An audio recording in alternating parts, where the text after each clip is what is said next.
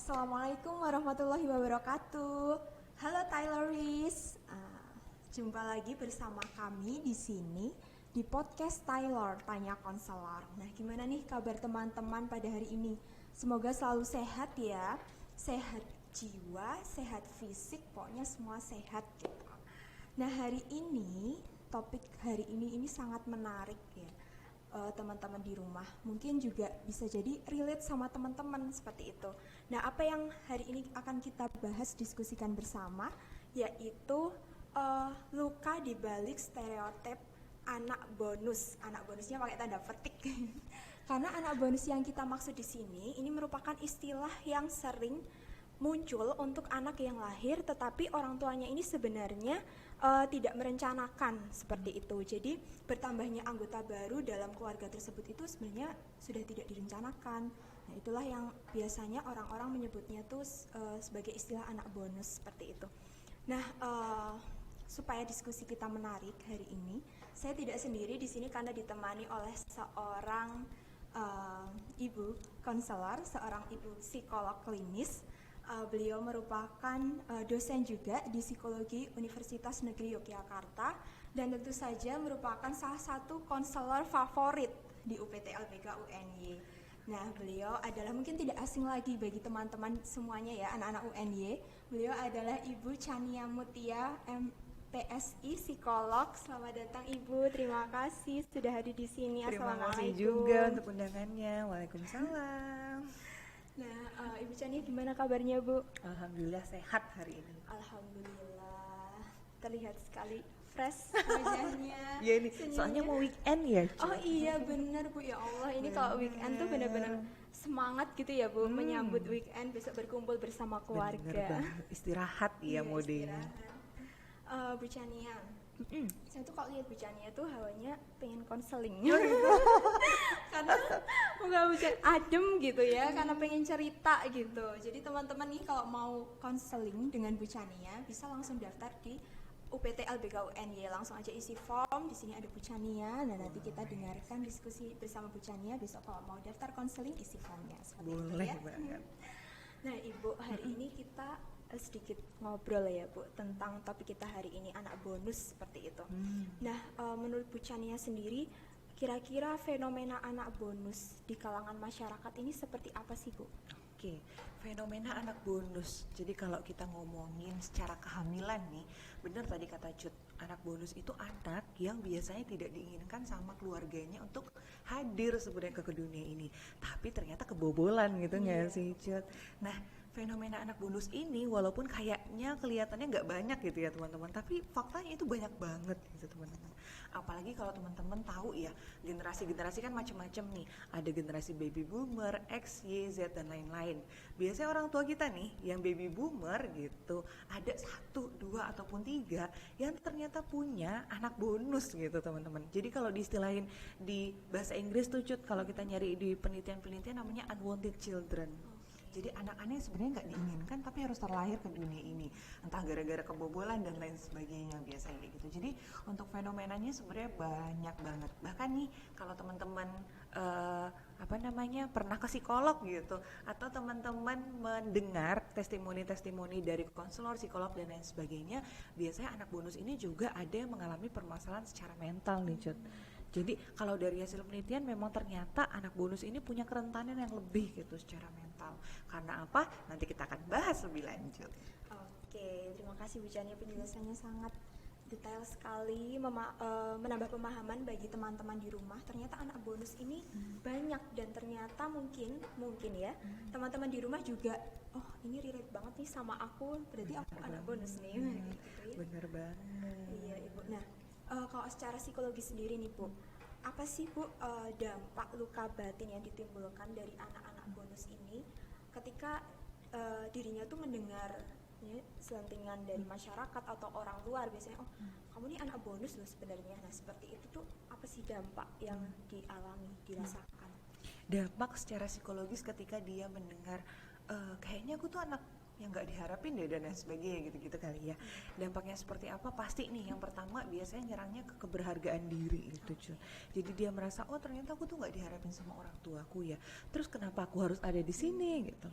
Kalau aku nggak diharapin sama orang tuaku, berarti apa sih yang bisa aku lakukan nih untuk meningkatkan rasa keberhargaan diri. Jadi biasanya anak bonus tuh punya kecenderungan untuk mencari kasih sayang di mana-mana cut gitu. Karena kadang-kadang ya namanya orang tua nih, kalau punya anak pertama itu kan biasa percobaan ya cut ya nggak sih, percobaan jadi orang tua. Ketika dia punya anak kedua gitu, itu tuh dia udah punya sedikit pengetahuan. Tapi nanti misalkan anaknya terakhir nih anak bonus, entah karena dia pengen punya anak perempuan lagi atau anak laki-laki dan lain sebagainya, biasanya yang terjadi adalah pengasuhan yang diterapin sama orang tuanya udah mulai longgar gitu, termasuk juga kasih sayang.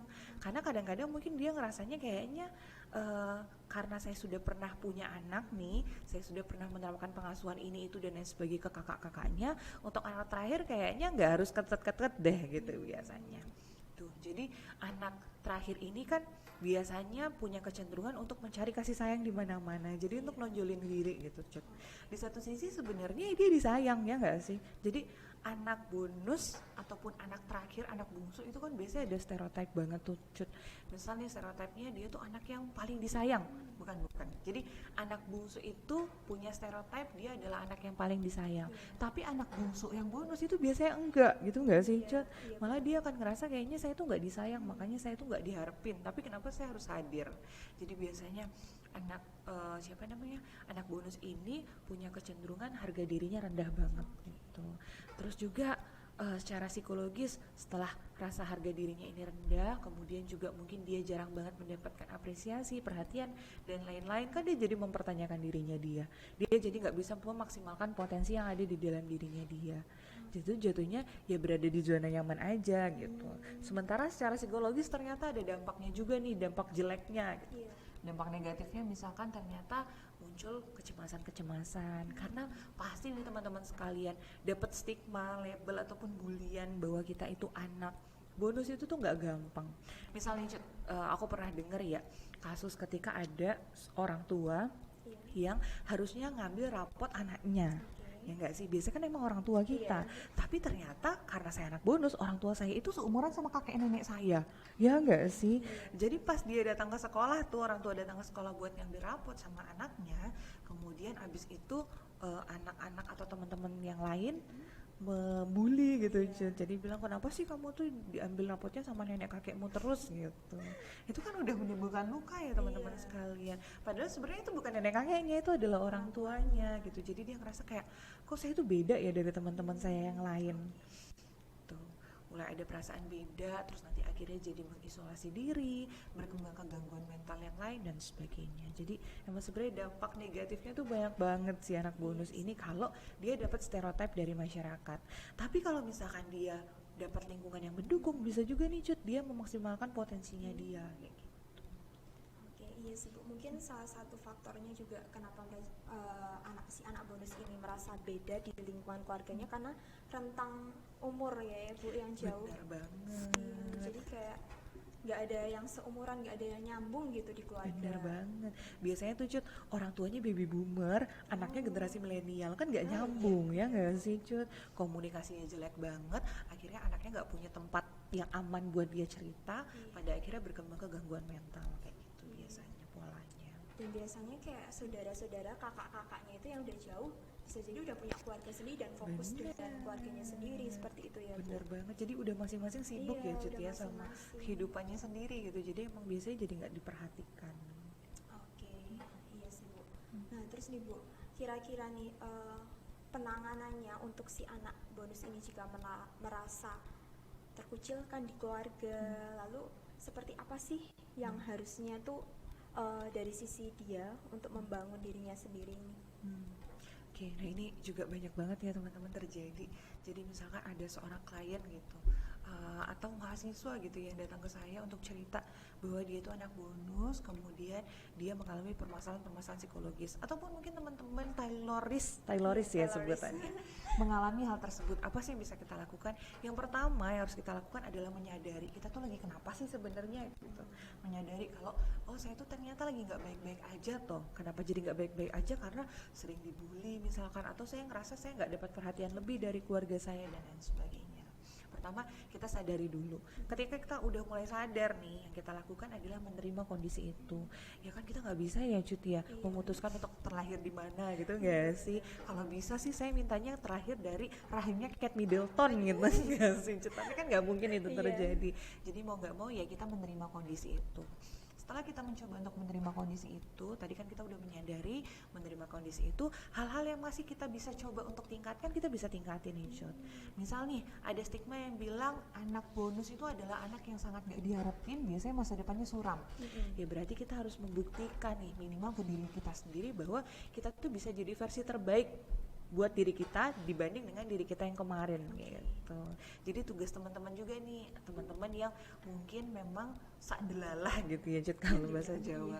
Ternyata menjadi anak bonus untuk kalian menunjukkan gitu. Putuslah stereotip di masyarakat bahwa anak bonus itu tidak diharapkan. Walaupun kalian misalkan merasa saya itu emang gak diharapkan, gak disayang dan sebagainya, kalian tetap bisa sayang sama diri kalian gitu gak sih Cut? Apalagi teman-teman Tayloris mungkin sudah usia masuk dewasa kali ya Cut ya. Sekitar 20-an ke atas. Bener, biasanya udah mulai bisa mikir. Yang paling penting adalah sadari bahwa semakin kita mulai dewasa nih, kita udah punya tanggung jawab terhadap diri kita sendiri. Mungkin yang namanya nature kan, kalau gitu ada istilah nature sama nurture ya Cut ya. Nature itu mungkin sedikit banyak mempengaruhi kondisi kita, tapi juga lingkungan kita tuh mempengaruhi banget Cut. Apalagi teman-teman semua udah masuk ke tahap perkuliahan. Nah, siapa yang akan jadi apa ya ditentukan dari temannya kalian siapa, gimana pola belajar kalian sama kuliah dan lain-lain. Jadi tugas kita nih untuk memutus si stereotip terkait anak bonus itu dengan memaksimalkan potensi yang ada di dalam diri kita. Jadi jangan berkecil hati gitu ya Cut ya, karena ternyata banyak yang bisa masih dikembangin. Iya, oke. Luar biasa sekali penjelasan dari Ibu Chania, sangat mencerahkan kita. Jadi kita ada gambaran nih, bagaimana sih kita memperlakukan anak kita ke depan, atau merencanakan kalau misalnya yang belum menikah, yang belum punya anak. Nah, ini patut banget nih menonton ini, jadi tahu ke depannya itu perencanaan anak tuh sebenarnya sangat-sangat penting ya itu. Iya, dan ternyata kalau mungkin nih para korban stereotip si anak bonus ini itu bisa jadi ketika kecil udah kena stereotip itu, dan apakah juga berpengaruh terhadap pembentukan karakter si dia ini Bu? Sangat mempengaruhi karakternya. Karena kan yang namanya stereotip itu kan prasangka gitu ya, stereotip yang berkembang di masyarakat tentang kita. Kemudian awalnya emang kita cuma ngedengerin Cut, tapi kadang-kadang namanya kita otaknya terus berjalan gitu nggak sih, feeling kita terus main, akhirnya kita ngerasa saya tuh emang kayak gitu. Jadi istilahnya tuh kita menginternalisasi apa yang orang lain katakan tentang kita, akhirnya kita beneran jadi kayak gitu Cut. Kecuali teman-teman udah dewasa. Ketika udah dewasa kita punya yang namanya batasan diri ya, kita punya personal boundaries, bahwa apa yang orang-orang katakan tentang kita nih kalau negatif ya itu nggak boleh kita terima mentah-mentah gitu nggak sih. Tapi kalau anak kecil kan enggak, biasanya stereotip yang berkembang di masyarakat, misal selain anak bonus itu suka ada stereotip anak nakal ya nggak sih Cut?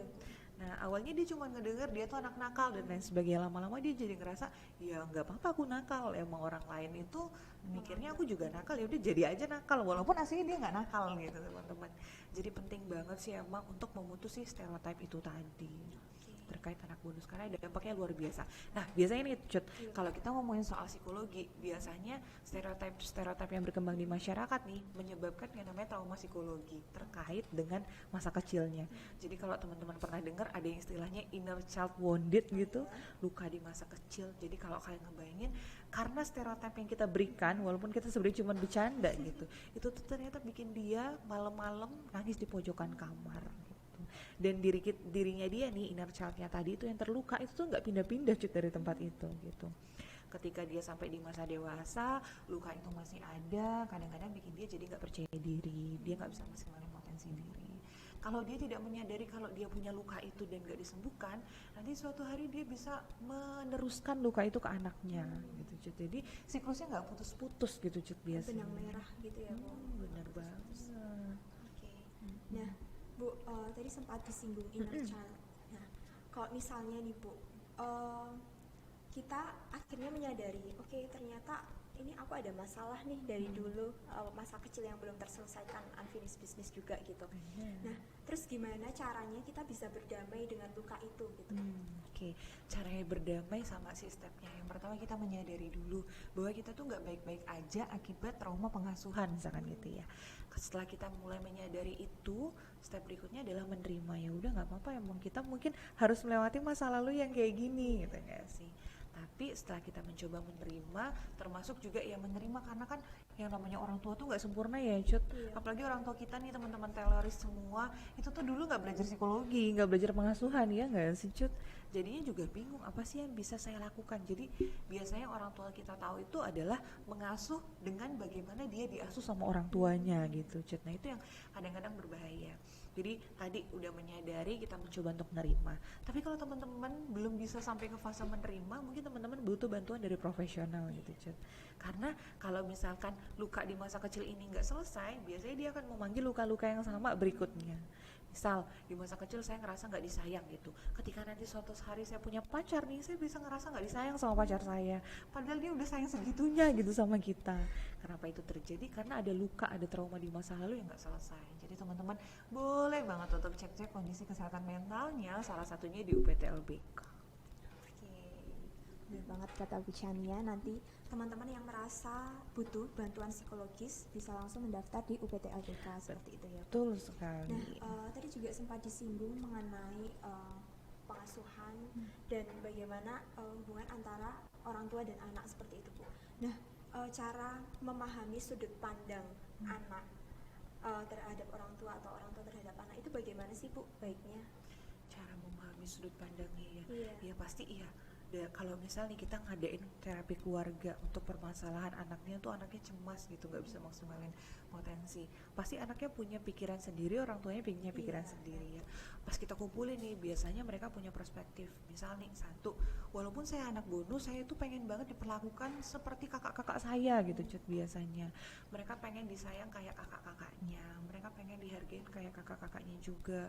Bahkan ada juga anak bonus yang karena dia anak bonus nih Cut, orang tuanya jadi overprotective banget gitu. Jadi nganggep dia tuh bayi mulu, padahal dia udah gede badannya gitu. Itu juga mungkin banget.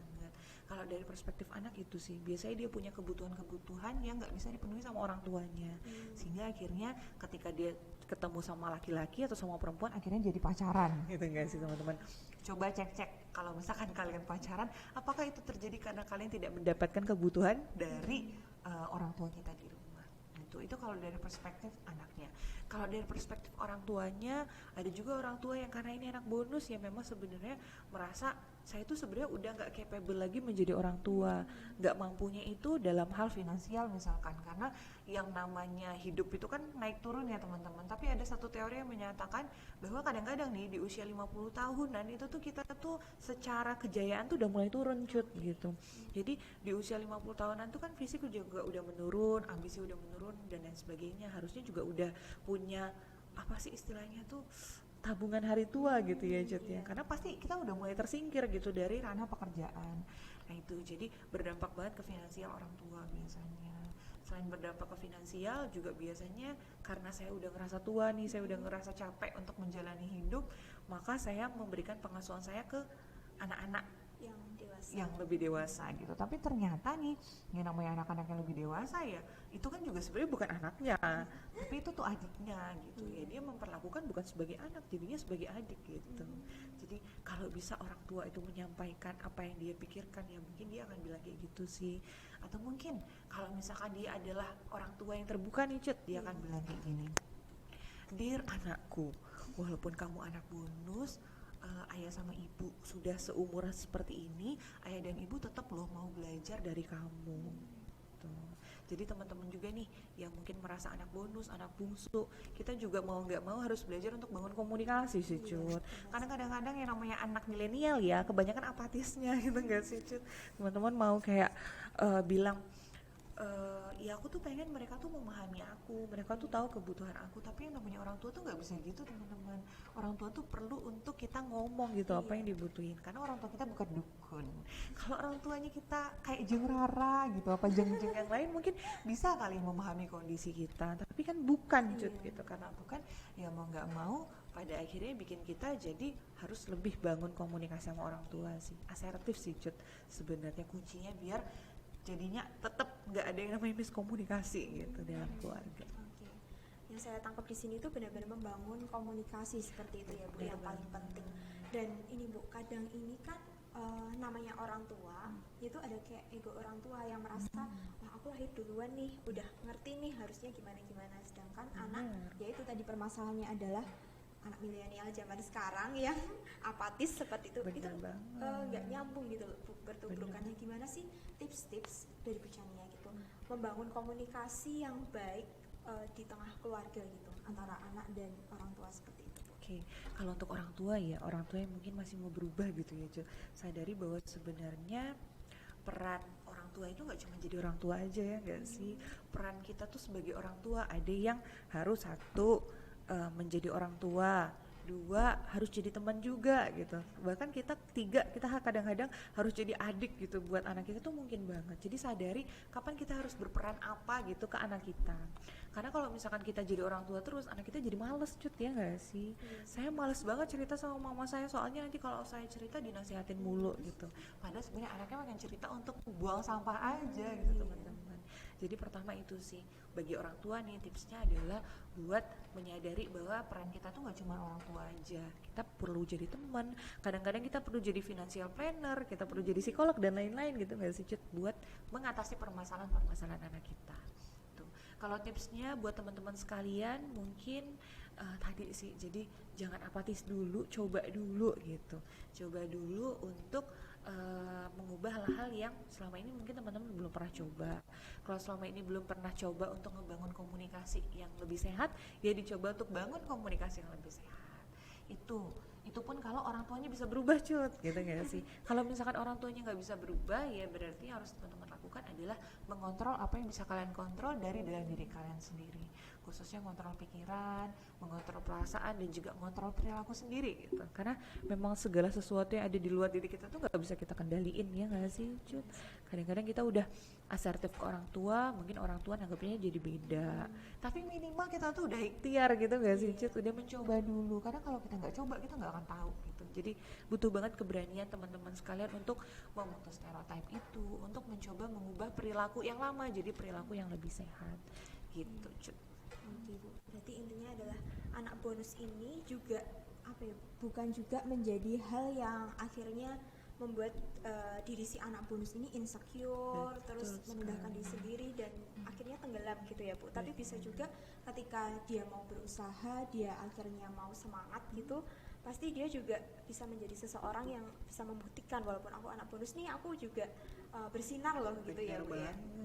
Oke, berarti jangan patah semangat buat teman-teman di rumah yang anak bonus gitu ya, karena sebenarnya kan istilah bonus ini baik ya Bu ya, karena kayak udah dikasih cukup dikasih tambahan bonus gitu kan ya Bu. Ini sebenarnya istilahnya positif loh ya.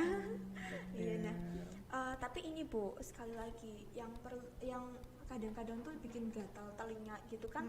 Misal keluarganya sebenarnya udah nerima gitu ketika dia lahir gitu, walaupun tidak direncanakan, keluarga sudah menerima, menyambut dengan bahagia, tapi ya itu orang-orang sekitar ini loh Bu yang memunculkan stereotip itu gitu.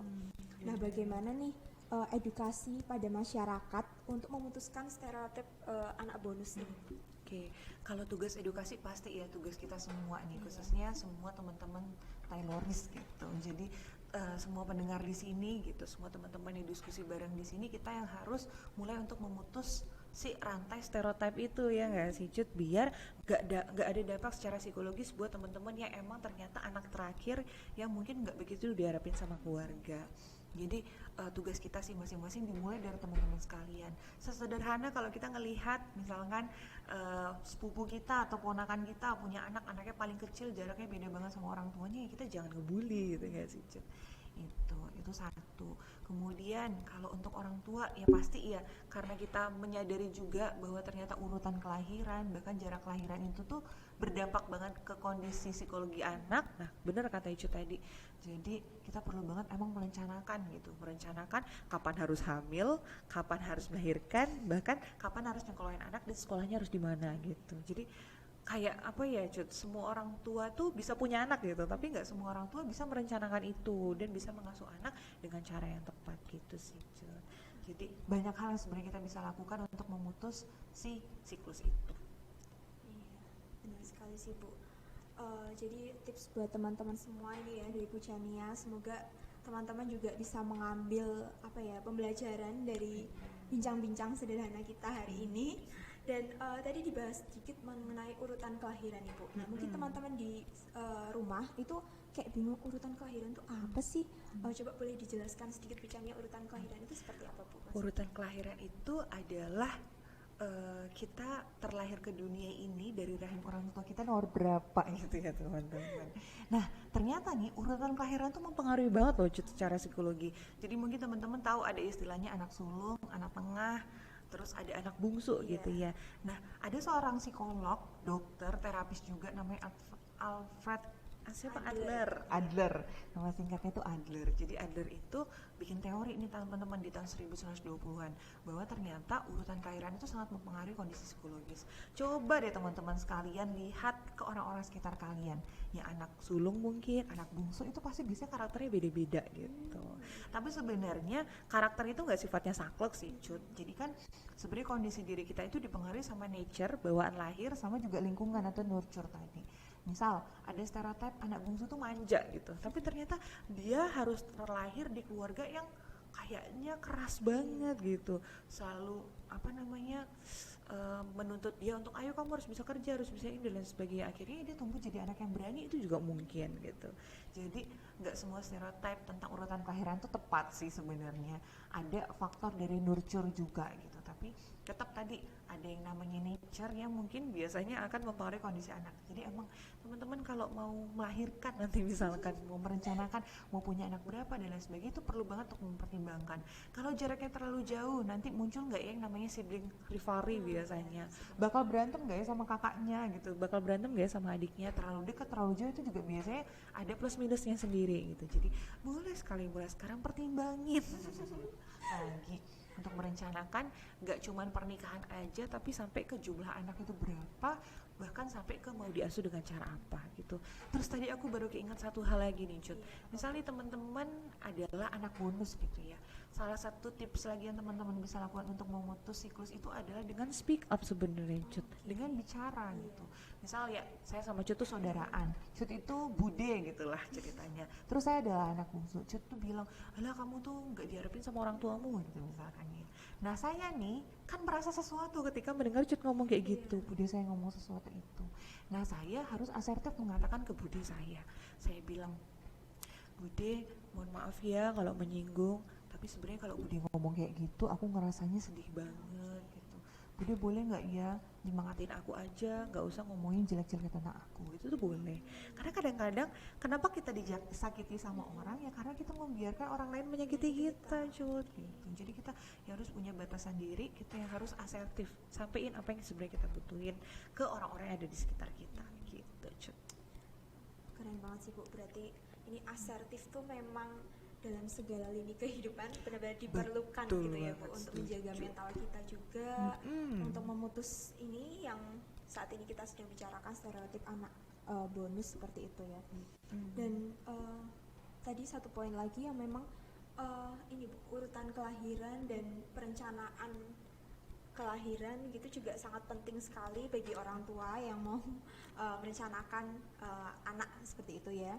Dan sebenarnya di keluarga ini ya Bu, itu benar-benar seperti tim gitu ya Bu. Jadi harus saling menerima, saling support, dan komunikasi dibangun dengan baik. Itu yang nantinya akan menumbuhkan anak-anak yang memang berkualitas dan nggak ada tuh insecure akibat anak bonus. Jadi ya, butuh ilmu ya Cut ya, nggak cuma praktek aja ternyata. Iya. Wah, menjadi orang tua ternyata berat ya Bu. Bener, nggak mudah banget. Iya. pasangan dan lain-lain. Betul sekali. Panjang setuju. sekali perjalanannya.